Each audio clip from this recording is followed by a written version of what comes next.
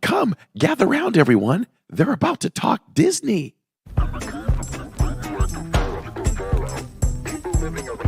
I am still so confused as to whether I'm going to eat at Connections or Creations. So the only way I can keep them straight is I have to think, okay, well, my mouth connects to my stomach, so I guess that's Connections.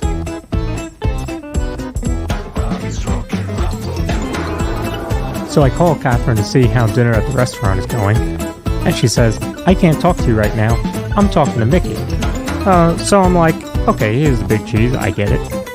And then she says, hold on, he wants to talk to you. So she FaceTimes me, and I'm FaceTiming with Mickey as I'm getting ready for the podcast.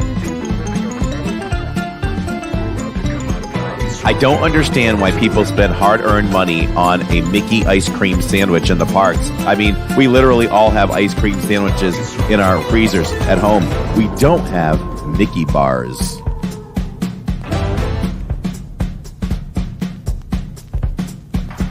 From the mind and creator of the Disney YouTube channel Living in Diz comes a whole new Disney podcast. Okay, can we talk some serious Disney here now? Nope. Get ready for all the Disney knowledge that you can handle. It's Corey. It's Lawrence. It's the DIZ Pod.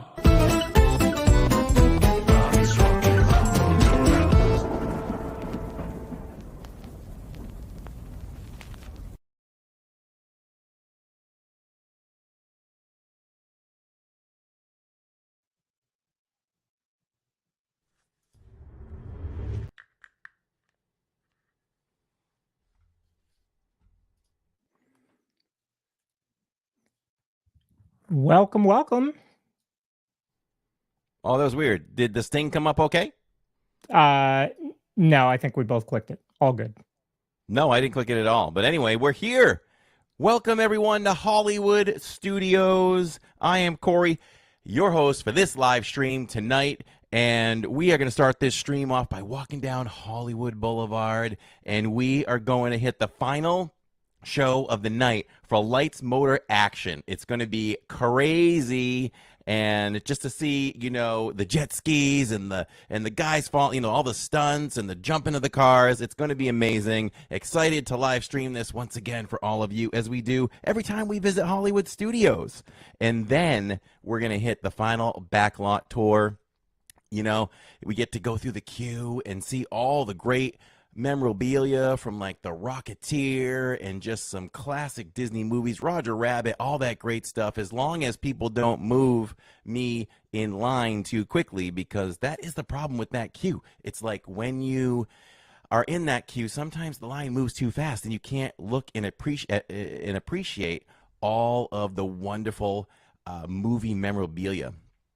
So we'll try to do that and go a little slower for you. Maybe we'll let some people pass by us, and then we will board the final train, maybe of the evening, we'll see, and do the backlot tour.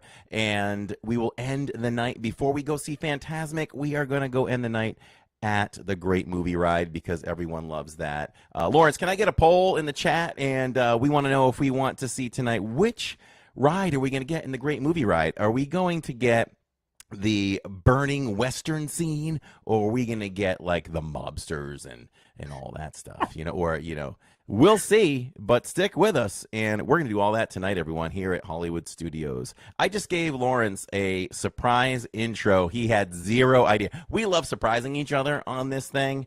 And you know what? I wanted to take y'all back in time, because if I was live streaming 20 years ago or whatever it was, that would be how I would open up the stream. As the intro was playing, I literally thought of this. Professional. No. So, you know, that was pretty cool. I hope y'all enjoyed that. They were probably like, huh? What? But I could just picture myself walking down Hollywood Boulevard, and I was just trying to think of things that, you know, that would be in the past. Can you imagine? Can you imagine, you know, back then, live streaming decades ago? Yeah. You know? All right, we're going to go Well, all right, everybody, brace yourself, get ready. We will experience lag here at 20,000 Leagues Under the Sea, but we're going to do the best we can, They didn't have and we'll be Wi-Fi back. on those ships, I don't think. No. So how cool would that be back then? Man, to live stream like that, that'd be pretty cool. Maybe we can get somebody out there who's very tech savvy, and we can do some special effects on some green screen, whatever, and we can do a whole live stream of retro rides and stuff like that. Did I just come up with an amazing idea? Are we once again way ahead of our time with technology? Could you imagine having been there live streaming the last Walt's speech? Well, yeah, go even further back. Yeah, absolutely. To all those, oh my welcome. Disneyland is your land. Oh man. But like the night that Great Movie Ride closed, or I'm trying to think of some of the other, because you were at Toy Story the day Toy Story opened, right? Wasn't that the first day of the Yeah, listen, I don't really think about it until I think about it. The subject comes up, but we're starting to get a little bit of a resume here, being residents or annual pass holders for, it's got to be in the neighborhood of 7 years now. It is. And we've been to the opening of anything since then. So we have day one merch of when Pandora opened. Always remember that day. I didn't even think of that one. As a matter of fact, I have to check with the family. One of two things happened. I don't think we got to ride both rides. It was just too busy. I want to say we did Navi River Journey maybe, and just couldn't get on Flight of Passage. But I'll double check that because I'm curious. So we were there for that. We were there for the opening of Toy Story. And of course, we've said this before. Day one of Toy Story Land existing is day one of our channel. Yeah. We started our channel on that day. We started vlogging. And that's what it's all about, going to Toy Story Land for the first time. So there's something else. What am I missing? What else is open since then? We did miss, this is a smaller thing because it's one ride, but we did miss day one opening of Mickey and Minnie's Runaway Railway. But I want to say we were there day two. Okay. So I feel like I'm missing something, though. Is anything open? Did we mention Galaxy's Edge? Oh, yeah. I was there. Day one, Galaxy's Edge. I do kick myself for not fighting for Jacob to come a little bit more. I think Tammy really didn't want him to because of school. But, the kid's a straight A student, or, he's on honor roll all the time. So one day isn't going to kill him. But and he still remembers that. He feels badly that he didn't get to go. That would have been a great moment for a father and son to go through. And so I guess I regret that part too. But yes, went there. It's on the channel. It was not a live stream. It was a vlog. And here's a trivia question. We'll give everybody like a minute to answer it. Who did I ride my very first ride on Smuggler's Run with? I mean, if somebody gets this, we're going to get you something. We're going to get you something because that's going back. That's going back. Ann Gilnack says in chat that on our first visit to MK, my 6-year-old son, my sister, and I waited an hour for 20,000 leagues. And as we were about to board, my son said that he needed the bathroom. Had to go back and wait again. Oh, no. That's terrible. We waited for Kong when Kong was being built on Skull Island in Islands of Adventure.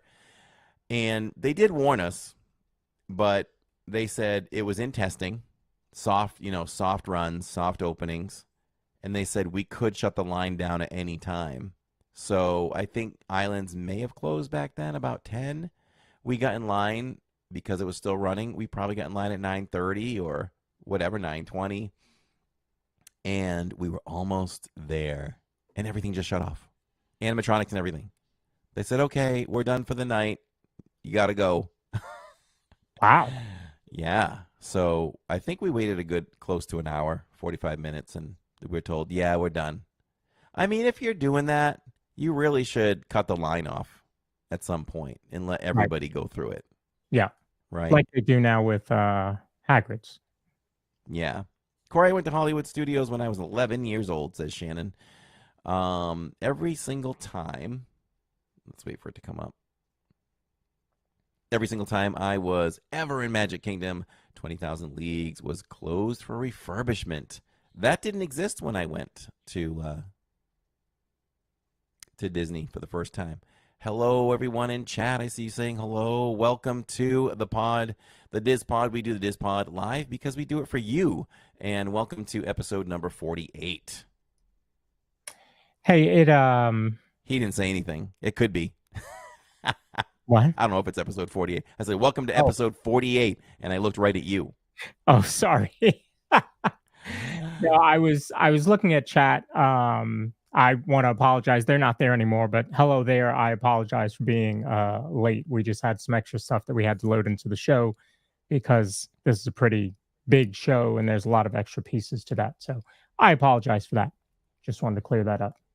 But Jen says she regrets waiting so long to go to Disney. I never got to experience a lot of stuff that you all talk about. Me too, Jen. Me too. And Lawrence too. I was a late bloomer. And I do wish that too. I don't use the word jealous loosely. I don't like to use the word jealous. I don't like to be jealous of anything. But probably a little jealous of that I wasn't able to do that. I mean, when I was younger, we just couldn't afford to go anywhere. So we didn't go anywhere. So it had to take me to become an adult and be able to pay my own way. But even when I was able to, I think, top of my head, just a few years. It might have taken me 5 years to finally get to Disney. I mean, we talked about it for a moment for our honeymoon, but we were like, well, that'll probably be so hectic and busy. We'll probably feel like, we didn't take a real honeymoon. Yeah. But knowing Disney like I do now, we absolutely would have done it. So we were late bloomers with that too. I'll talk about, so today was the entire show is all about celebrating 35 years of Hollywood magic at Hollywood Studios, hence my surprise opening to every single person in the world. And today is the actual day of the 35th anniversary, May the 1st, 35 years ago. And we sent Tammy out there to go get the merch. I have merch beside me. I'm going to show you all now what she got. The poor girl, she was going to do her first solo vlog ever. And she was all ready. She did an intro. I still want to see the intro. She did the intro and she set out to show the merch and show the live show. And her group got called and she went in about 10:20 to do the merch and do the video. It was so busy in there and she didn't have any help from any of us, that she could not really show and take photos and video of the merchandise. So I think she was pretty frustrated and heartbroken. And so the time that she had to go in when she got called didn't allow her to show up early for the 35th anniversary show that a lot of you probably saw live streamed, and they wouldn't let her in. They said it was filled to capacity, and she was there about 15 minutes before it started. So she put up a good fight about it, tried to get herself in, and wasn't able to. So it is what it is. If it's filled to capacity, it's filled to capacity. Now, what's the solution? Because, whenever we talk about something or complain about something, people say you should always have a solution. It's an easy solution. So this is the 35th anniversary. You've got a wonderful show planned. Why are we not running this show at least 3 times throughout the day?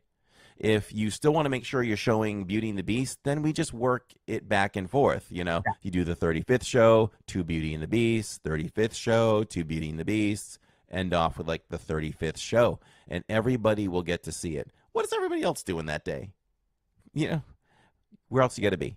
Yeah. Be there, do the show, and then you don't have people that are frustrated. I was on the phone with Tammy, and I heard a guy that was very nasty to a cast member while she was sitting there. Mm. You know, he was like, I want you, I want your job. I'm taking your picture. You're not gonna have a job when this is over. And he was pretty nasty. Wow. You know, so after he walked away, Tammy said to the cast member sarcastically, she said, "You should have let him in." And they just kind of laughed. So, you know, you could take away that frustration. You know, why are we just doing one show? There's no reason for it at all. So that would be a good solution for Disney if you're ever to do something like that again. Just do more than one show. Even a second show would have been satisfactory, I'm sure, Yeah. for people. So that would have been good. So here's some of the merch that she got. This is not necessarily merch, but it's the special brochure. This is the complaint that she had about this. So when you walked in, it was free grabs for everyone. People were just grabbing stacks. Yeah. And you know they're just going to sell them online, which is sad. So when Tammy's exiting the park, cast members now have a hold of them, and they're only allowing one at a time. She's like, why did they do that? Why weren't they doing one at a time to start with? Mm-hmm. You know, one per person instead of letting it be a free-for-all. You know what I mean? That kind of doesn't make sense. I feel like I've been to a special event before where they've handed them out. The Epcot 40th. Yeah. We got them on the way out. Yeah. So, which actually meant that you weren't carrying it around. Now, this is a little different because it's actually the map. So maybe that's why it feels a little bit different. But So, yeah. I don't know. I think handing it out at the end would have made sense, but it also wouldn't have made sense. This is what it does. So it's a normal map, but when you open it up completely, it looks like this. You know, so in one corner you've got the Falcon, you've got Buzz, you've got the Tower of Terror, and you got Mickey Shorts with the 35th logo in the middle. So it's pretty. Mm-hmm. I don't know. This might be something I might flatten out and put in a frame. We'll see. Hey, if you want one of those, you can find them on eBay for $9. $9. Get them while they're hot. That's the average price right now, $9. So here are the pins. I think these were the only two pins that were being sold. And it's Mickey on there as a director with his director's hat. Mm-hmm. And the 35 font is in film. And then this one here, these are Jacob's. Jacob likes pins. Oh, okay. And this is the Mickey, Sorcerer Mickey right there. So those are good. These were $17.99. No, you know what's funny? One's $19.99 and one's $17.99. What? Oh, you know what probably justifies that? Because it's one pin on top of another on that other one. Oh, okay. I fell in love with this shirt. This was something that wasn't even showing on online for merch. Ready for this? Look at that. Nice light blue. Mm-hmm. The Mickey 35. And this is pass holder only. It's about time we do a pass holder shirt that's better than the normal shirts. Yeah. See that? I agree. That's why I don't own many shirts, pass holder shirts, because in my opinion, they're always better when they're non-pass holder ones. Mm-hmm. You always try to think of things, right? Like, why? Are they trying to kind of do something like out there a little bit different and think that's more special than, I don't know. Like, they've got to look at things and be like, this is the best, and this is what we're giving to normal guests. I don't know. It's so different. And a lot of times the kids are better than the adults too, which I say a lot. Tammy says there wasn't a T-shirt for those who aren't pass holders. There was not an adult T-shirt if you were not a pass holder. The only one was like that kind of quarter sleeve baseball looking one. Yeah, I saw the rainbow logos. one. There was a dark blue one. Yeah, only kids. It was only kids. Oh, that was the dark blue was only kids. Yeah. Do you think that shirt will be available on Saturday still? I'm guessing no, Jen, because that's why we sent Tammy today to go get stuff. But I hope it is for you. That's a great shirt. I love it. I mean, I'm thinking about wearing it on Saturday, but I guess I will. I mean, you'd like to wear your Star Wars stuff though for May the 4th, so I might just have to hold out on wearing it. And Tammy did get the Loungefly, so there's the Loungefly. Really I cool. did like that one. I like the color, the gold with the deep blue. Yes, very well done with the deep blue and the gold, Yeah. right? Yeah. The pattern just continues on the back, and this was only $78, so not bad for a Loungefly. We figured, why so cheap? They probably want to make sure they move them. There's probably plenty. There were a to lot sell. of them. What I saw. So here it is. Tammy, when I brought this in, says, I haven't even looked on the inside yet. And you all know in the parks, I love to look. My batting average has got to be 450 on this easily, if not 560. That tells you how much she wanted out of that store at that point, trying to get I know, to the right? So what do you think? What do you think's inside? Oh, man. What does everybody think inside? I don't know. It's got all the icons on the outside and Mickey. Maybe the 35 emblem and stars. Okay. We're going to continue with, I like the 35. You didn't steal it from me. I didn't think of it. So I believe you. I think that's going to be part of it. I was going to say we'll continue with the characters in a light blue pattern, and maybe the characters are in like a lighter blue. Okay. All right, let's reveal. You got some 35s there. Jen says 35. Oh, wow. Huh. Isn't that interesting? Okay. It's Spaceship Earth. Yeah, right? It's Walt. Look at this. They went Mickey only. They went Mickey only. Okay. All right. I don't agree with it. I wouldn't have designed it that way. That's odd. Yeah. Just Mickey. It's very odd. And it's not even like character. It's not even like Mickey Short's character Mickey, right? Or is it? I think it kind of is. I think it's close to that version. So there we go. It's your standard Loungefly too. I say standard because, when you get that size pocket in the front and you get the two sides there, the zipper's gold. So, yeah, that's all the merch. And I think that was all the merch that was sold. So we talked about the other stuff, the dark blue shirt that was only for kids, and the quarter sleeve that was non-pass holder. Other than that, that was it. Oh, wait a minute. I've got the hat. I'm wearing the hat. Look at this hat.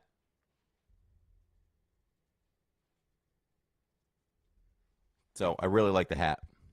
So had to get the hat for sure. And I'll be getting the hat on May the 4th. So I like hats. I got to cover the dome, so I have to buy hats. Aaron texted me and said that he just bought a map on eBay because he couldn't get there today. Well, how about that? Wow. Oh, I see that he just put that in. Yeah. Chat. You see that comment there? Did you show the pins? They had 2 pins. Yes, I did. Yep. So the pins are right here, and then we'll kick off. We'll get more into the show. Starting with what Lawrence had planned. So they're the 2 pins. We did get them. So Catherine says you could wear that shirt, and maybe you'll have a new Star Wars shirt that day. Say it again. You could wear that shirt, and maybe you'll have a new Star Wars shirt that day. Oh. Okay.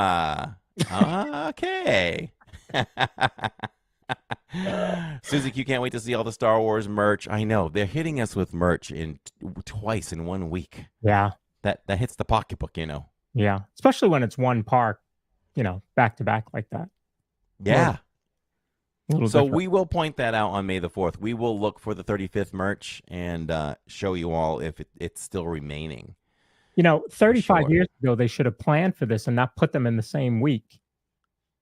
They didn't know they were buying Star Wars 35 years ago. Exactly, right? There was no way No. to really gauge that one. Excuse So, me. yeah, so we've got a lot of stuff planned for the celebration of the 35th anniversary of Hollywood Studios. Hollywood Studios is Tammy's favorite park And Jacob. and Jacob. Okay. Okay. Now, I And always have to qualify my love for parks is by 0.1. Magic Hollywood Epcot. 0.1. there, I Or read 1A, today- 1B, 1C. Sorry. 1A, Yeah, 1B, 1C. I like that one. There were people today that I was reading were saying all this hoopla over a half-day park. And I'm like, Hollywood Studios is a half-day park? No way. There is no way Hollywood Studios is a half-day park. Not to me. People are saying currently Hollywood is a half-day park. Yes. Well, if you go early, and you don't have Lightning Lane or anything, I think you could, on a good day, you could probably be out of there by 3/4 of the day. Like if you rope dropped at 8 for special hours in the morning, you could probably be out of there by 3 having done everything. But you really have to boogie, so I still wouldn't quantify that or qualify it as a half park day. There's no way. Yeah, I don't see it. I'm trying to remember what day it was, what event we went that Catherine and I met you. It was when you stayed with us at Yacht Club. We were in Hollywood for something that day, and we only streamed until about 3 o'clock or something like that. I don't remember what it was, but no, for us, it's not a half day park at all. In fact, we'll show you that on Saturday when we are there for 15 hours. Yes, 15 hours, y'all. Can you imagine? I mean, we're gonna start around 8:30. Phantasmic. It just warms my heart to know that Phantasmic kicks off at 10:30 p.m. Eastern time. Get your espressos ready, everybody. 10:30. Telling you, stack up on the Starbucks gift cards now because we're gonna need them. Yes. Yeah, we'll be having some Starbucks that day. Yeah. Sure. Jen W is excited. She's going to be hanging with us. Now, Aaron would argue no park is a half day. Now, CB Disney fan did say that Animal Kingdom is. You can argue that one too. You could do it in a half a day, but you're not seeing everything in a half a day. There's too much that. How many of you knew that there were kangaroos in that park before Corey showed them a couple weeks ago? I didn't. I never saw the kangaroos. I heard about them many times. And even when we asked, we had a hard time finding them. Yeah. Yeah. Or conservation station back there at Rafiki's Planet Watch and the petting zoo. There's a lot to do at Animal Kingdom. So yeah. Gorilla Falls, Gorilla Falls. There's another area. Is it the African Trek or something? There's way more things. So yeah, there's a lot to do. But when we live stream or go to Animal, like we're going to Animal next Saturdays. So we already know when we do that, that's a Disney Springs night as well. Right. So yeah. We'll do Disney Springs. We're going to meet up with Pamela V, I think, later in the evening. So I don't think we're going to close out Disney Springs. It might be more of a 10:30 kind of end to the night or something like that. But, we'll probably be at Animal. We've been starting earlier lately, so who knows? Maybe we'll start Animal around like 1 or 2. I never did the Gorilla Falls until this trip, and I loved it, says Grandma Grover. We always had a family joke about the first vlog we did about Gorilla Falls. I would always try to speak to text the vlog title, and then I'd fix it if I had to. But it came out as Gorilla Balls. So Jill thought that was funny. We always go, time to go to Gorilla Falls. So, hey, Andy. Andy's watching on his 50-inch. We love that. So, all right. What do you have going for us here? Well, I was going to say we're going to start the main portion of the or the main topic. So we're going to kick it off this way.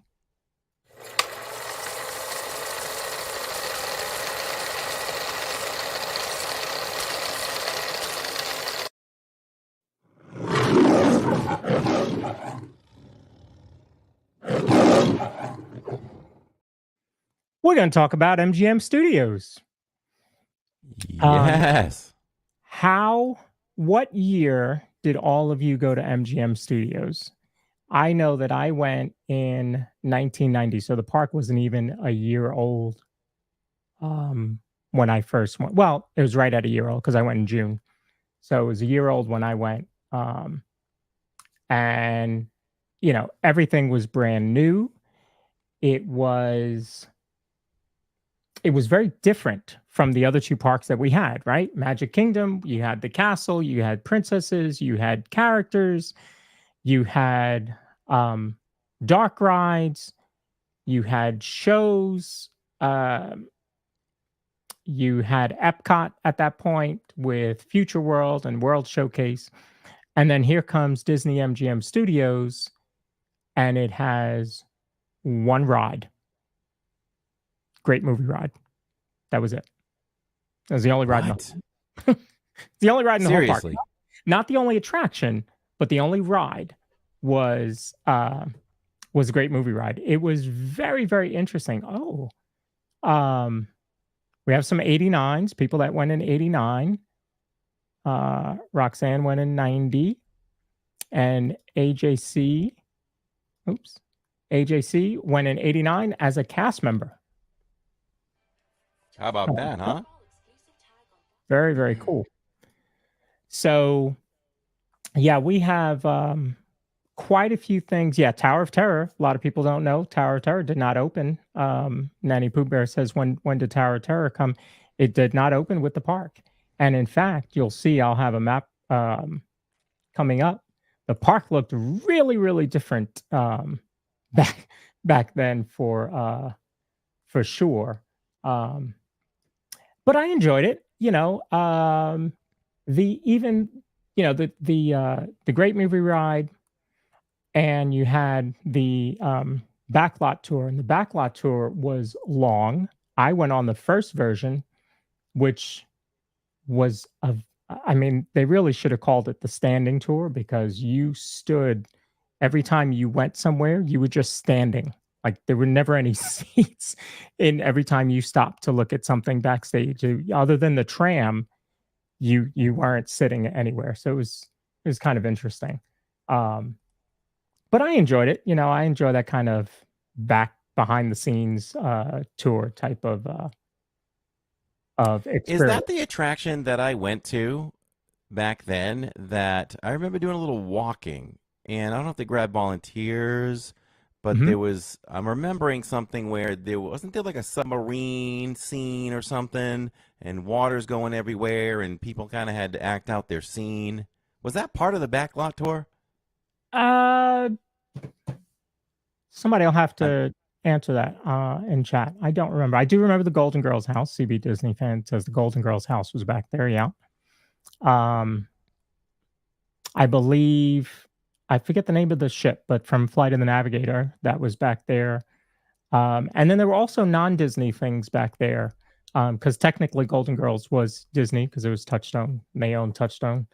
But there were quite a few non-Disney things back there, which is why the park was Disney MGM, and you had stuff like the Great Movie Ride that had other scenes that were not Disney, like the Wizard of Oz. Yeah. And was it the second version or the first version, or was it in both two here where Roxanne saw people sewing, the costume department working? I feel like it was probably both. I think it was probably I remember that. Yeah. Grandma Grover says, yes, sounds like backlot. Mm-hmm. Okay. Osborne Lights, I never got to see. I did. We got to see him, I think, twice. Just magical to see that many lights around you on a city street. Yeah. I'll never forget the feeling of that happening. I wish we could stream that. Mm-hmm.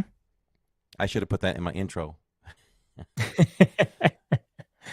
We're going to check out the Osborne Lights. There were debates about the Osborne Lights because people were speculating, well, where do you think they'll go now? And who knows if they're anywhere, but one suggestion was, well, maybe they'll do the whole world showcase that way, but it would not even be close to the same thing. No. So it wasn't known at the time that they were going to give kids the world. When they went away, they just went away. Oh, okay. Yeah. So I don't know. I think maybe that would have softened the blow a little bit had they, said, well, they're going to give kids the world. But I don't know. Sorry, Car, I'm getting something in my ear. Oh no. A notification here.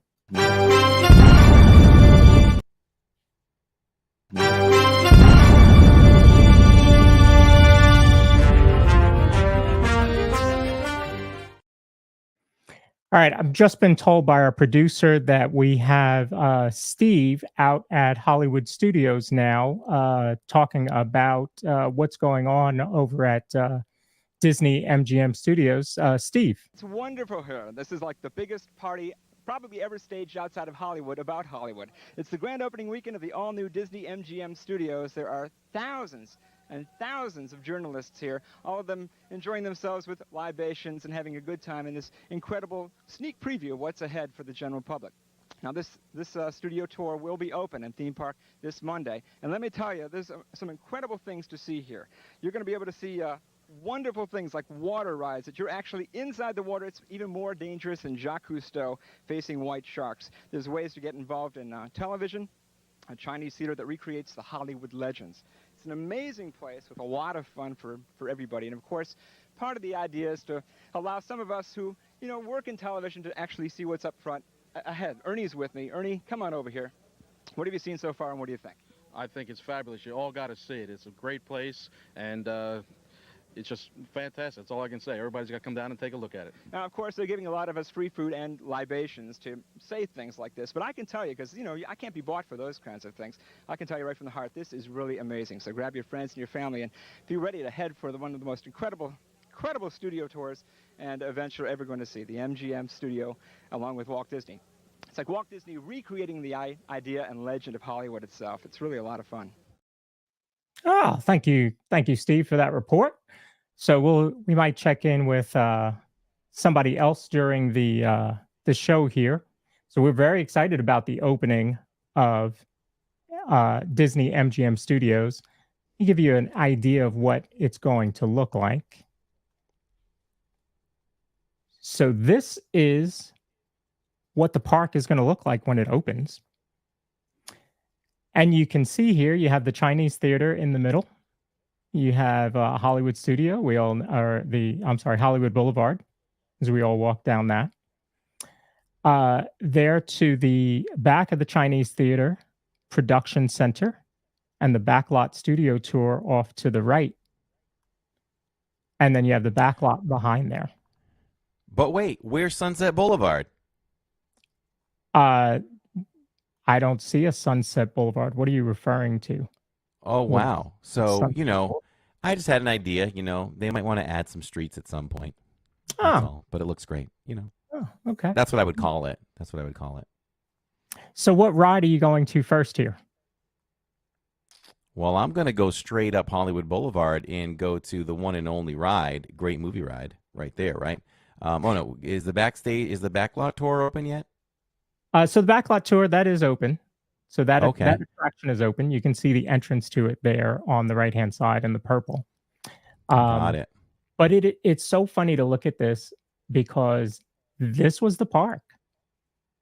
This is the park that we all know and love, with no Galaxy's Edge, no Toy Story Land, no Star Tours, no Rock and Roller Coaster, no Starbucks. That was the park in its original outline. So pretty interesting. I guess at that point, maybe it probably felt like a half-day park.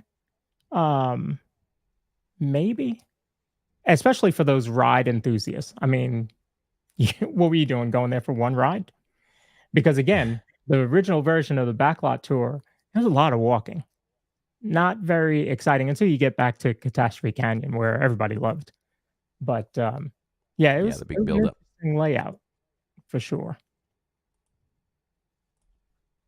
So one of the other things that a lot of people talk about with Hollywood Studios is that there was a hidden Mickey. It is no longer there. So, chat, do you know where the hidden Mickey was? And I'm not talking about Earful Tower, because that was not very hidden. That was clearly out where you could see it. So that does not qualify as a hidden Mickey. But I enjoyed it. I enjoyed it. I think I know where it is, but I'm not going to say, of course. So yeah, I definitely went a little later in life because I think that there were many more additions by the time I got there. I mean, Galaxy's Edge wasn't there. Toy Story Land was not there. I feel like Sunset Boulevard was there though. Yeah, I would say by the time you got there, Sunset would have been there. Yeah. Yeah. So Susie Q says it was the center of the park. Gone, sorry, was said it was the hub. And it was the hub. There you go. The lake on the right-hand side makes his ear. The roof of the building on the left-hand side makes his other ear. And then you can clearly see his smile and eyes with the trees. Yeah, look at that. They went all out. It wasn't just like 3 circles. It was Right. eyes and everything. Yeah. I was pretty clear there. So Do you know when Indiana Jones started? That's what CB Disney fan wants to know. I want to say it was probably one of the first changes, I want to say. Okay. I have to bring AJC Magic TV says that Sunset Boulevard was added in 1993 to 1994. I was going to say that. Yep. I was going to say it was early 90s. It wasn't far behind. And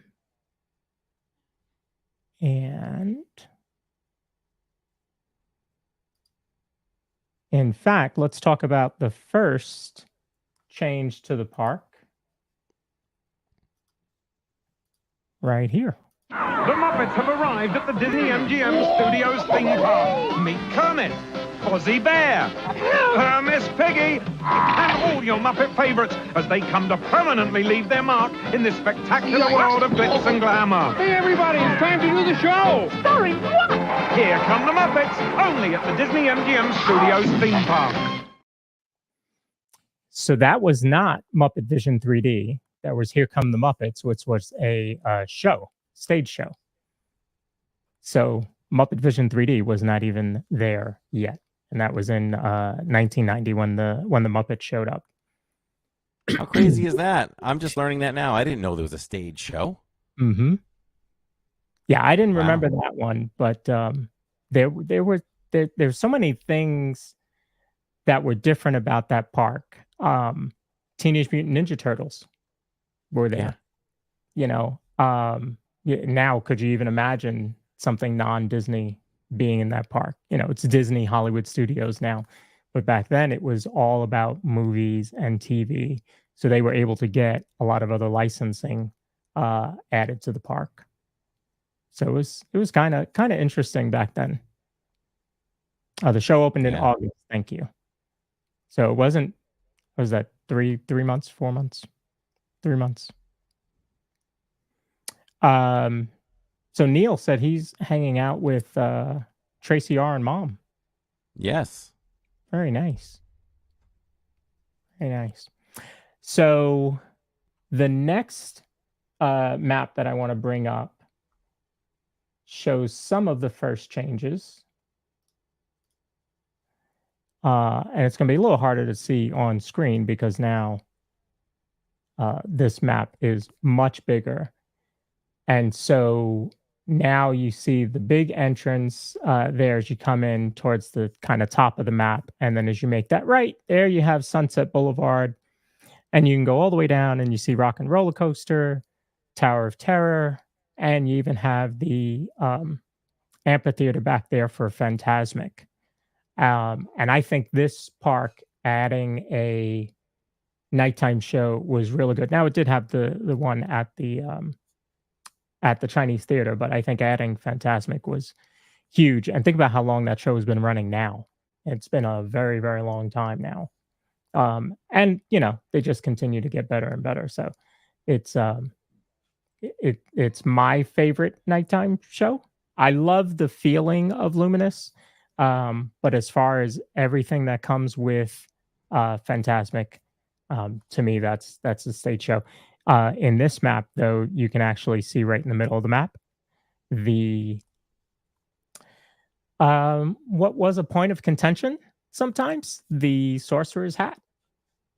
Some people didn't like it. Some people love it. Some people, that was the time that they knew of Hollywood Studios or MGM Studios. So it was what they knew. So it was what they loved. So having it taken away, they were upset. Whereas those of us that knew it before that were like, I can't see the Chinese theater. Where did the Chinese theater go? So, yeah. Jill cried when the last time she knew she would see the hat. She cried. Wow. Wow. And so speaking of 2000s, let's take a quick commercial break here, and we'll be back in 30 seconds. At the Disney MGM Studios, your day can take any direction.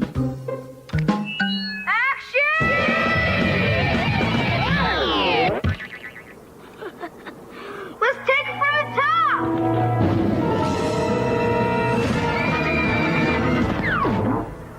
That was hot! Now give me all you got! The Disney MGM Studios, where showbiz is. So it's funny because that commercial to me is all Sunset Boulevard, because they showed Rock and Roller Coaster, Tower of Terror, and Phantasmic. So yeah, good catch. It was probably like right after that expansion where they were pushing that section of the park, because really, I mean, that's a huge thrill ride, section. You got Tower of Terror and you got Rock and Roller Coaster, which were two of the biggest thrill rides in, all four parks or three parks at that point. So they were certainly pushing that. So it was kind of interesting. I also, if you look when the kids, when he falls, the kids' ears, the Mickey ears flop over, I get Oswald vibes from that. I don't know if they did that on purpose, but yeah, I got Oswald. So little ode to Oswald. That's what I'm thinking. They always do everything on purpose, right? So that could have. Oh yeah, I always give them credit for everything. Nothing is by accident. Right. Oh, Susie Q says she noticed the Oswald ears too. Yeah, I think that's what it was. So of the rides that are gone from there, the only one, the one you miss, obviously we know is the Great Movie Ride. But were there others that are gone now? I mean, well, you did the backlot tour. Lights, Motor, Action's gone. Okay, Lights, Motor, Action. Okay. What about the streets? Which were, I guess at that point when you went, they were probably called the Streets of America. Yes. Are you talking about like the cast members that would do some shows on the street? Oh, well, that too. Yeah. And people were saying today that they were kind of hoping that for the anniversary that they might have them come and greet you when they come in. And I was like, well, that would have been pretty cool, but didn't happen. Yeah. Yeah, these little touches, that would have been awesome. Yeah. Still say if they really want to surprise us, you could have the March of the First Order on Saturday. But before we end this thing, we can talk about how we can make May the 4th even better than it is. Oh, good. That'll be a preview for next week. I like it. So yeah, now with that Sunset Boulevard extension, now there's also Beauty and the Beast show, because that was not there in the very beginning. So very interesting to have seen the evolution of this park and to see what it is now. I certainly miss the backlot tour, and really the only place that you could really do anything like that is Universal Hollywood, because Universal Studios doesn't have that here on this coast. So that's really the only place you can do anything like that. So how cool and nostalgic would that be if Disney figured out a way with space over there to bring back Backlot Tour 2.0? And how they create some of the magic now. And new magic.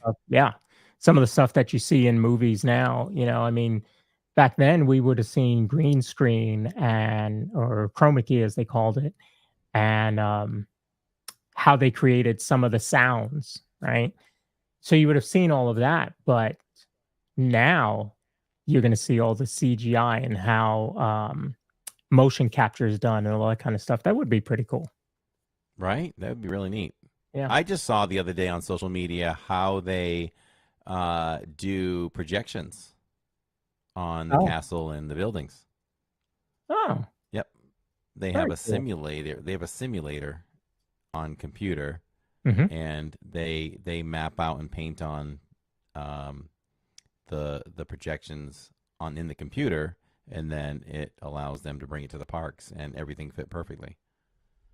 There's more to it than that, but pretty cool. Have you, and in chat too, have you seen Epcot Becoming on Nat Geo yet? I have not. Have you? I have. And I understand now why Luminous was such an issue last week. Because think about what this show is supposed to be, right? Epcot Becoming is really about the evolution, the current evolution of Epcot and what it's changing to. And so, of course, Luminous plays a big part in that. And so I think that's what the issue was last week with being able to stream Luminous. But you're going to need to watch that. That is really, really good. Okay, yeah, I got to watch that. Yeah, really good. And the other show that started was how Disney Built America on the History Channel. Definitely check that out. That is just starting, and it's going to be an entire series. I watched episode 1 last night. Really, really good. Which one? How Disney Built America. Oh, okay. It's on the History Channel. The History Channel does a bunch of those. Like they do the toys that built America, foods that built America, engineers that built America, all of that, or engineering that built America. So all those series I love and I watch them. But when I heard they were doing a Disney one, and I thought it was just going to be one episode, it's an entire series, I was on board for that for sure. So, yeah. So finally, to wrap up our talk about Hollywood Studios and Disney MGM Studios and what has now evolved into Hollywood Studios, we'll run a final ad for you here.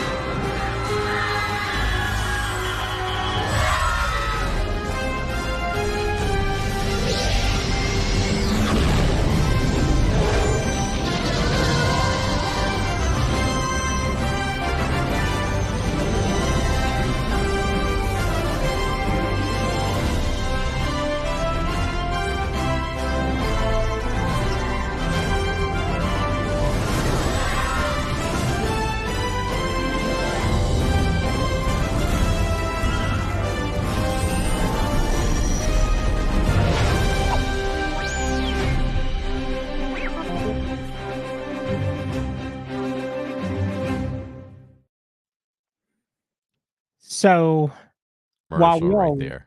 miss MGM and the Great Movie Ride and Osborne Lights and the Backlot Tour and Lights Motor Action, without them going away, we couldn't have Galaxy's Edge, Toy Story Land, and what we have now.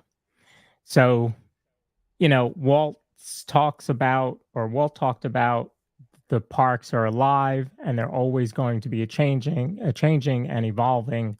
And so I think that we have to be happy for what we had while still missing what we lost. Same. There's some really, it's good to compare and contrast, right? It's like, look what you had before and look what you have now. It's better in a lot of ways, and it's mind-blowing what we have now, to have a Galaxy's Edge and feel like you can fly a ship and be in this whole adventure that is Rise of the Resistance, shrink down to the size of a toy and be able to play in Toy Story Land. These things are really great things. Yeah. Change is good.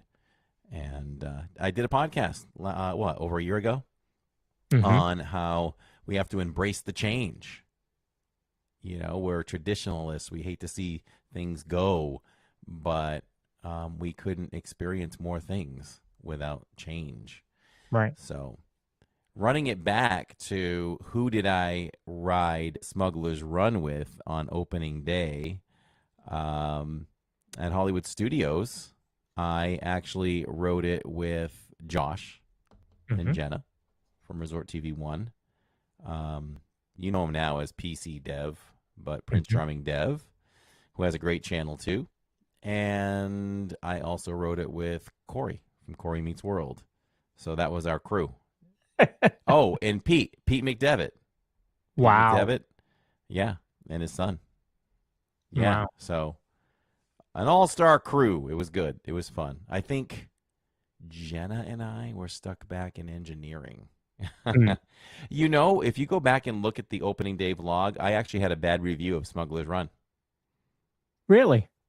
Why? I did. I felt like the first you were in engineering, so that was... Exactly. And that is why I was like, I don't know what this was. It's a little disappointing. I'm having to look at the wall and hit certain buttons to repair this ship, and I can't see what's going on up front as much. I'm missing things. Right. So right. I was like, I'm a little underwhelmed at this. Yeah. But I do redeem the ride and myself later in the vlog, because I did ride it a second time. Okay. And I got to fly it, and I was like, whoa. Okay. Whoa. I just flew the Falcon. So I love it. It's a kid's dream come true. I tease my mom even to this day that we all have a toy that we never got when we were younger for Christmas, and I never got the large Falcon that you could fit your action figures in. And I say to my mom now, well, since you didn't get me the Millennium Falcon, I just turn around and fly it. Okay. I get to play in it now. Yeah, it's I want to say the first time I did, I was an engineer, I think.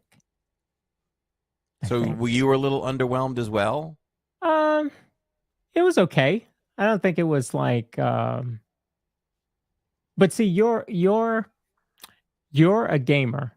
I'm not. So I think that also adds to it. Like, you want more of the experience than I would have. So, like, you want to fly it. I'm okay being a gunner or an engineer.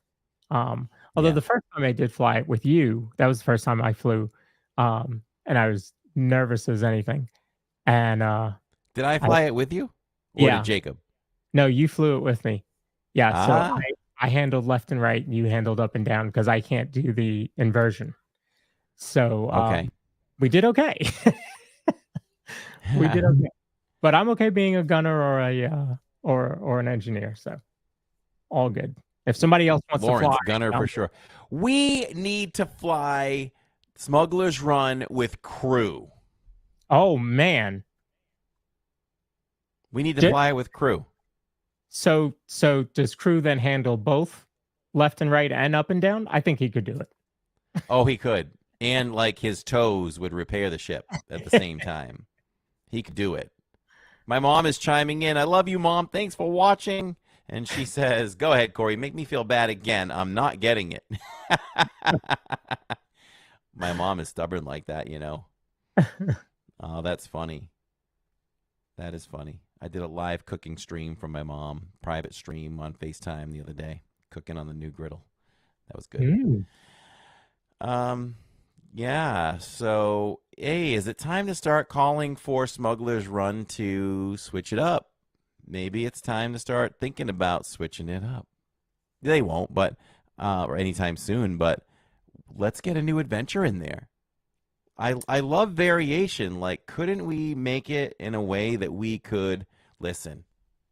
I'm sure it's more difficult than this, but can't we get a game where we can just program the movements? Because it's more like a video game. So if you can program the movements through the controller, just give us a new screen with a new mission. I think we could do that. And I love variation, just like Soren. Soren should be, you know, you never know what you're going to get this time, kind of thing. I'd love to switch that up. I think you're on the right track there, because we talked about it with Star Tours. If you can do it with Star Tours, if you switched up Soren and you gave us Soren over California, you know, that the Millennium Falcon's very, very similar. You know, why couldn't you do the same thing? Now, we might be hitting on something that they're thinking about. You know, I don't know if I was expecting. I guess maybe I was kind of gearing myself up for it during the 35th anniversary show today. I think she was the vice president. I forget her name. But the vice president of Hollywood Studios was on stage talking, and she was saying how, you know, it's taken us 35 years to get here. You know, just think about what the next 35 years are going to be and beyond. And I thought they were kind of starting to gear up for some sort of announcement, but they didn't.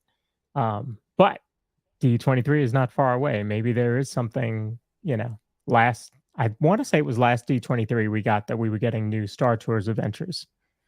I would love to hear Millennium Falcon with new adventures.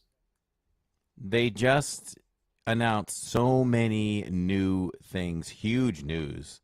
You know, it's almost like you can't blame them if they don't drop any big news this time because of everything we've gotten or ahead of time. But, you know, if they're saving something, it should be a whopper of an announcement.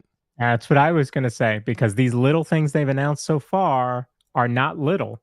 So, and D23 is supposed to be your major announcement. So I'm telling you that's going to be big. It's going to be big. Could Figment be changing? I feel like maybe it's a permit was filed. I know, but I feel like maybe, well, then again, no. If I think about my own business, you file the permit and you're right behind it, you're starting the house, you know, 2 to 3 weeks, depending on the city or the county. So you're right. Maybe that's what we're going to hear. Mm-hmm. Maybe. But I don't know that they're going to do that and Test Track at the same time, because Test Track's going to be down for a year. Is it a year? Or a year? Yeah, you can't. That's a good call. I think it's going to be down for a year. So that tells me that maybe that permit was just more of refurbishment of what we've already have. Could be. We already have. Could be. I hope Figment changes, says Sharon. This will be so unpopular. They could announce that they're going to put like a new Inside Out attraction in there or something else. And I wouldn't mind at all. Not a huge fan of the Figment ride. When you said this is gonna be an unpopular opinion, I thought you were gonna say they should go backwards to the second version of Figment. I was just gonna end the stream and go home. Yeah. Yeah. Figment is not my favorite. Tammy likes it, so we make sure we go on. I make sure we go on. You know, I mean, it's not like I hate it. I go on it. You know, I enjoy it when I'm on it. It's just not one of my favorite. It's far from one of my favorite attractions. Mm-hmm. Jen says Figment was a one and done for me.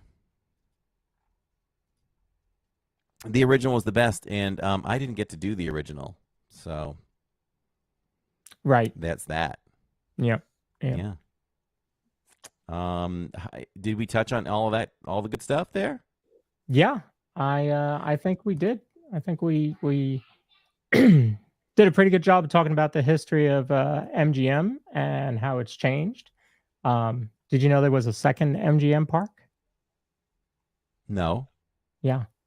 So there's a whole big lawsuit in my reading, prepping for the show. There's a whole big lawsuit with Disney and MGM because they had given out the license to open another theme park with the MGM name on it.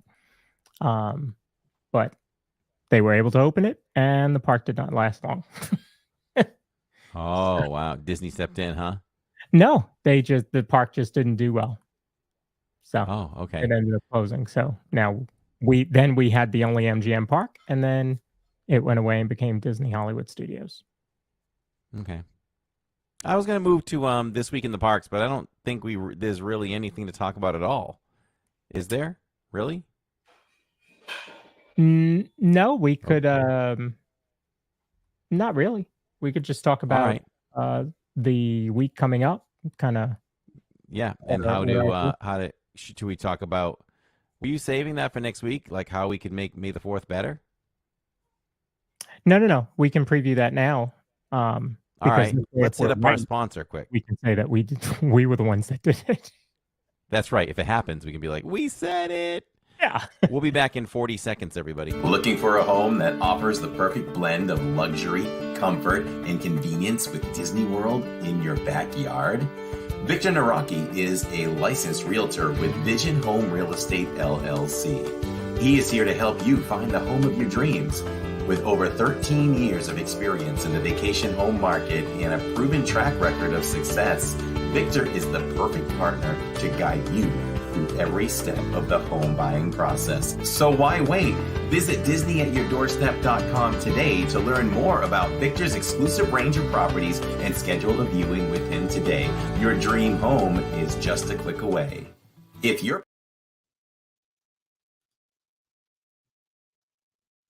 Florida.com, and you can email him at victor@celebratingflorida.com. So I've talked about this multiple times, and I like talking about it because I think it's simple. I think it's very simple. I think that, listen, I'm gonna jump that for a second. Why does Disneyland get so much more Star Wars? Like, they're getting the BD droids walking around. I know the answer. Do you? I know the answer. It's not going to be fun for us on this coast, but I know the answer. There's that, and we'll see this year. It looks like we got more snacks, so that could be good. But normally they get more snacks. They have a Star Wars night. Yeah, makes no sense to me why we don't have a Star Wars night. Zero. Yeah. So Disney, if you're listening, we need a Star Wars night here. God, I would pay for that. I would pay for that. I don't pay for after hours. I don't think it's beneficial for a pass holder to do it. But, certainly, if I'm invited or something like that, or invited to extra magic hours because, you or someone else is staying, I'm happy to do it. But it's just not worth the money for a pass holder to really do that when you can ride the rides anytime. But a Star Wars one, I would go every time. I mean, not every if it changed, as they change, or I go now and then for sure. Yeah. Disney needs to do a Star Wars night here for sure. Now, how to make May the 4th better? It's really easy, and all you have to do is bring back a lot of old things. If you brought back March of the Resistance. That's what it's called, right? March of the Resistance. With Phasma, Captain Phasma, you bring the Stormtroopers up Hollywood Boulevard. Do that a few times on May the 4th. That adds to the Star Wars magic. Bring the stage back out. I can't remember if it's called Galaxy of Stars or what it was called. But bring back the stage where you would. This was an opportunity for a Star Wars fan to see so many characters in one shot. Right. You know, you saw 3PO come up. You saw Boba Fett, Darth Maul, Vader, Chewie, Dark Troopers, all kinds of characters. Mm-hmm. Rey, BB-8, and yeah, March of the First Order. Thank you. And so you could do that. So we've got March of the First Order. We've got that show, which I can't remember the name of that one. And we were there for the final show, I think, too. We streamed the final show of that. Yes, they did Star Wars weekends. So make May the 4th feel like a Star Wars weekend in one day. Do a parade. I know Ashley Eckstein would love to be in a parade. You don't even have to throw that many Star Wars stars in there. Ashley would come every time. Yeah. We're buddies. I'll just text her and let her know. Ashley would come. I'm sure you could scrape up another person or two. Mm-hmm. It's Disney. You've got the money. Pay somebody. Pay a couple people to come. Sit in a car and wave to everybody. Yeah. You know, up the snack game, and I think they're doing that this year. We'll see how many snacks we find. I've been saying that. Bring back the nighttime show, the Star Wars show, on the Chinese theater. Mm-hmm. Loved that so much. So see, it's not hard to make that feel like a special day. You're bringing back things that you've done before. We brought back Jingle Bell, Jingle Bam. Yep. For Hollywood Nights. So I'm pretty sure we can bring back. We should bring the Star Wars show at night permanently anyway. Mm-hmm. Yeah, Ray. Listen, you know, Leo talks about Ray Park and Darth Maul, right? So May the 4th is coming up, right? I had the opportunity to take the family to Star Wars Celebration when it came to Orlando about maybe 7 years ago. And it really was one of the best days of my life because of the people we got to meet and have conversations personally. But Ray Park, who plays Darth Maul, I can't believe I did this as a Star Wars fan. I really can't. So we're hungry. The day's almost over. We're off to the side. We grab hot dogs or something, and we're sitting in a chair. They had like a whole cafeteria kind of makeshift setup at the convention center. And I'm looking over, and I'm like, oh, who's on stage? Oh, it's Ray Park, who plays Darth Maul. He's like doing a lightsaber demonstration, and he's talking with the Star Wars show. Why wasn't I over there watching that? Instead, I was eating a hot dog. So I regret that a little bit, but I did see him from a distance.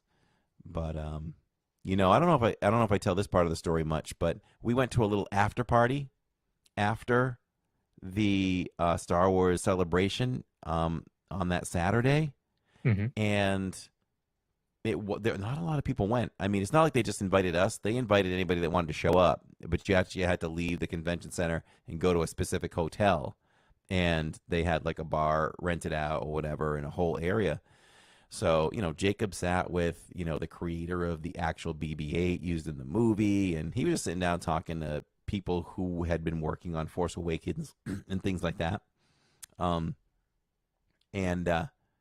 The producer of the Star Wars show came over to me after spending time with us, and he said, "Do you mind if I send you some gifts from Lucasfilm?"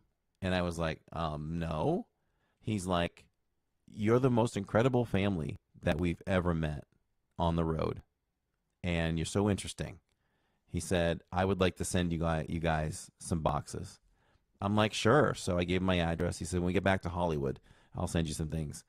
And they sent 2 huge boxes. It was like Christmas. We got action figures, like shirts, hoodies, remote control BB-8. They sent all kinds of awesome Star Wars stuff. I was blown away. It was so cool. I mean, and it literally said it said Lucasfilm on the box. So that was pretty cool. That's part of what made it one of the best days of our lives. And Tammy says in chat, it was so cool to hear Anthony Daniels talk.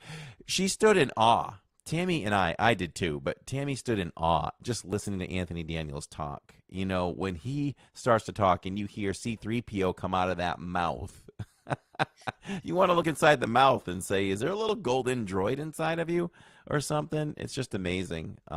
Mark Hamill was there that day. He couldn't speak. He lost his voice. He had a sign up saying he couldn't speak. Oh boy. We saw the late great Peter Mayhew who played Chewbacca. Tammy didn't want to leave. He was the last one meeting people, and she didn't want to leave. And we just stood and kind of watched for a bit, just to see how tall he was and just watch him interact. These are people that, in my mind as a child, you're not supposed to ever be in the same room as them. It's just not real. You know what I mean? Right. They're too fantasy.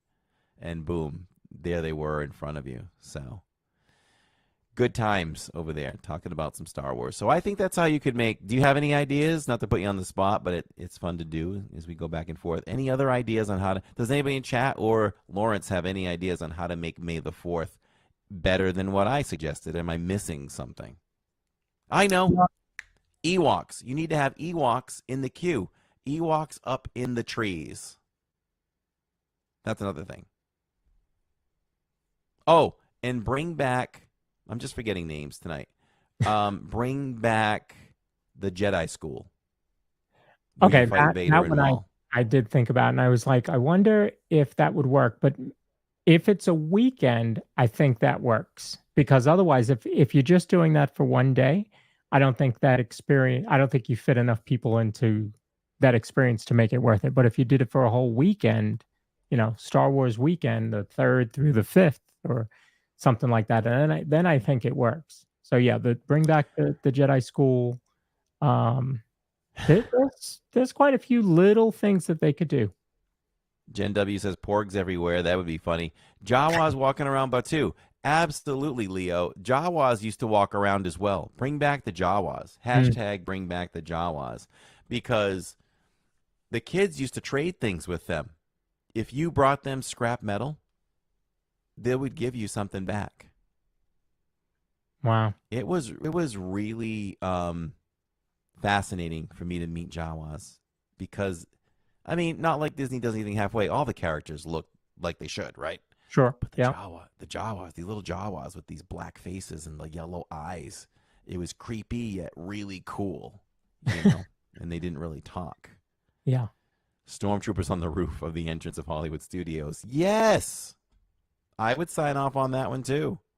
Can you imagine you're walking through the parking lot and you start to see the ticket booth there, and you see the stormtroopers up there on the top? That'd be crazy. Have Jedi hiding from immediately before you even get in the gate. Yes. You know what?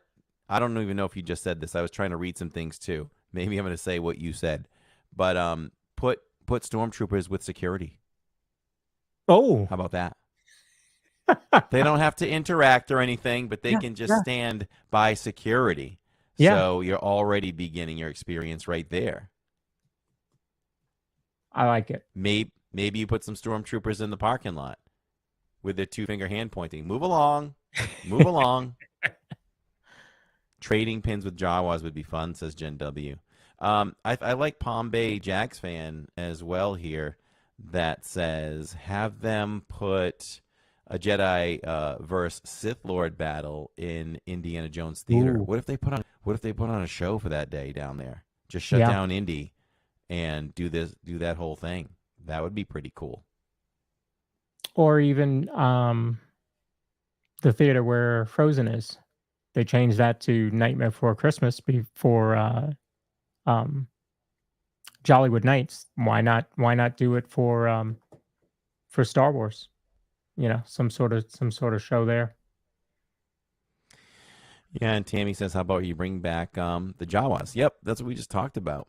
Jawas could come back. Disney Daddy says, Corey, are you going to see Phantom Menace in the theater this weekend? Yes, 7 p.m. Eastern Time, Friday night. I will be in the theater for some Phantom Menace. Here's my ode to Phantom Menace. You ready for Palpatine? Wipe them out, all of them. Of course, you have Jar Jar too, right? Excuse me. Oh, that's pretty good. Excuse me. What time are you seeing it? 7 p.m. I will be in the air. Ah. Yep, we'll go see it then. It'll be good. I believe, I know this for a fact, this is going to be Jacob's first time seeing that in the theaters, and as a matter of fact, it may be Tammy's first time seeing it in the theater, Phantom Menace. Mm. I don't remember who I saw. I saw that with my dad. Tammy might have seen it with my dad. That was the last Star Wars movie he saw. Yeah. So I'll have to tell my story on May the 4th again. Kind of made that a tradition. I'll talk about how Star Wars is important to me. Mm-hmm. It's the only time I ever dropped tears live on camera and had to turn the camera away, which you will see that scene in the film when it comes out this summer. That is going to be included. So I heard an update on Tiana's Bayou that they will open on June 19th. I haven't heard anything. I don't know if that's quite true yet, Crystal. That's news that hits hard. So my social media would have been bumping. Yeah, for sure. Yeah, Unless I you know posted somebody. something today. So do you know the second largest search engine on the internet? The second largest. Mm-hmm. Okay, so we're going to assume that Google is the first one. I think it's too easy to say something like Bing.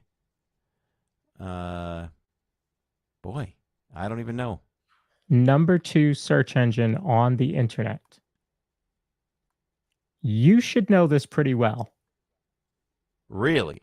Mm-hmm. It's YouTube. Oh. Yeah. Number 2 search engine on the internet is YouTube. The number 1 search engine, I told somebody today, was the annual pass holder group on Facebook. Because everybody goes there to ask questions or posts when things come out. So had that announcement been made, I probably would have heard of it by now. We got some guesses like Bing, Yahoo, DuckDuckGo, Oh my Safari. goodness. Is Ask Jeeves still a thing? I looked at that recently, and I think it was still up, but it goes to somewhere else. You know what I'm just starting to go to instead of even Google sometimes? I'm starting to go to Copilot. Oh, yeah. Because it's going to search throughout the internet and give you the best compilation of an answer. Yeah. So I'm starting to go to that a little bit. Yeah. Just imagine Yeah, what Crew It Up thought the same thing or said the same thing that I thought, which is right here. Let me think. Oh, a remembering day for remembering the Star Wars actors. Yes, that's a good idea too, Taylor. Well, YouTube is Google. Yep. So they own number 1 and number 2. You can pretty Google our channel now. You can Google our channel on Google, and you get a whole listing of things now. Yes. Yeah. Sometimes I tell people you should not Google yourself. Yeah. It's funny when new people subscribe sometimes, I love to look at their search for us because I want to see where we end up in the search. So once you put living in D, there was a time where we were running like 4th, then we moved to the 3rd, and I think on brand new search engines now we're number 2. We're behind Dubai. We got to take out Dubai next. Sorry, Dubai. It's on a decline. Nobody's watching in Dubai anyway. So you'll get it. If you are, comment, please. Yeah, please. Let us know, and we'll send a formal apology. Nothing personal. We just want to be higher than Dubai. Yeah. I'll take second on that. Where does the DIZ Pod rank this week? Do you even know? Week, as of the 26th of April, I believe we were still 8th. So we are still in the top 10, folks, of 129 Disney podcasts. Incredible topics, incredible guests, and we're still sitting at 8. What are we doing wrong? We're not doing anything wrong. We're top 10, man. That's amazing. That's Brooke Ranson came into the chat on Monday night. So much fun to have her. She was so appreciative and did a very good job interacting with chat. She was a lot of fun. So she says she'll be back for May the 4th, so that'll be awesome. Yeah. Yeah. Crystal, this is a good point. Crystal said she has heard that we cannot, or pretty soon they're going to make it so that you cannot share your Disney Plus passwords anymore. Really take that seriously, because companies are starting to do that. And if they will pull. I know we have YouTube TV, and they've done the same thing, or they're about to, and they will pull you from ever subscribing from them again. So you don't want to do that. So you really can't share. So, hey, if you want the media, everybody, you got to pay for yourself. Exactly. All right. I think we're good. You think we're good? That went fast. It always goes fast. Always. Yeah, I am good. I'm going to probably go start packing. On a plane on Friday. You going somewhere? I'm going to go somewhere. I think it might have been Jennifer L. or Jen W. that said that even her local baseball stadium has a Star Wars Day, and so ours does too. They also have Harry Potter nights, which is cool. But I'm going to miss that this year because I'm going to go to Hollywood Studios. So that's a little bit better. It's a little bit better. A little bit better. I can get a hot dog there, right? You can. So yeah, everyone, if you are watching live or you're watching before Saturdays, May the 4th, look for us in the morning. Time is always subject to change based on when we get there, but I am shooting for 8:30 a.m. Eastern time to fire that stream off, and we won't hit the end button until probably 11:30 p.m. Eastern time. We're talking, what was the calculation? 15 hours? 15 hours. And 15 really, hours straight? It's 30 hours because we're going to be vertical too. Exactly. So, I mean, whatever the official subscriber count is, 14, almost 14.2 right now. Man, maybe we can get to 14.3 or more. Yeah, it's going to be a big day. Big day for sure. Myers and the Mouse. Myers and the Mouse will be there too. Normally we encourage you to check them out first every Saturdays, and then jump over to us if you want to get rope drop from one park and us put the rope back up. It's a good combination to watch Myers and DIZ. And but this week they're going to be in Hollywood in the morning, and so will we. So run two devices. Watch Myers, watch us. I know they're not doing an all-day stream, so when they're done, just focus on us, and we'll have a great time with all of you.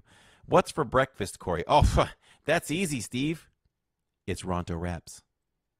Breakfast. We have a vengeance with Ronto Wraps. We need, because we got rejected last year. Yeah. So we need Ronto Wraps. Dana Bauerline is in chat. Hello, Dana. And happy early birthday, Dana.